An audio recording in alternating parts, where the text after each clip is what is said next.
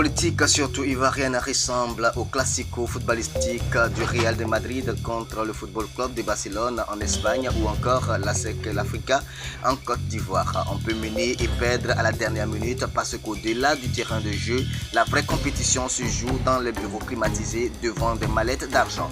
On peut vendre un match pour gagner gros. C'est ce qui est en train de transparaître dans l'actualité politique ivoirienne. La vraie défaite du Conseil national de transition CNT, si elle venait à se confirmer, l'ancien ministre Marcel Amontano n'en serait pas innocent si l'on s'en réfère à son communiqué publié le lundi 9 novembre 2020.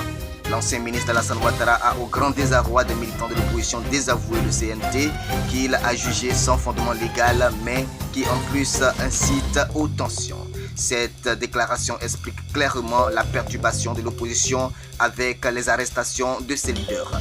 En réalité, Marcel Amontano, qui a rejoint l'opposition après sa démission du gouvernement il n'y a pas longtemps, semble travailler pour le régime Ouattara. Il faut dire que la séparation de l'ancien ministre des Affaires étrangères d'Alassane Ouattara a surpris plus d'un observateur, d'autant plus qu'il était très proche du candidat du RHDP. L'homme qui disait détenir des secrets pour faire couler le pouvoir Ouattara, en réalité, n'était là que pour le raffermir. Aujourd'hui, il appelle à un apaisement et à un dialogue dont Ouattara n'a voulu entendre parler avant le scrutin.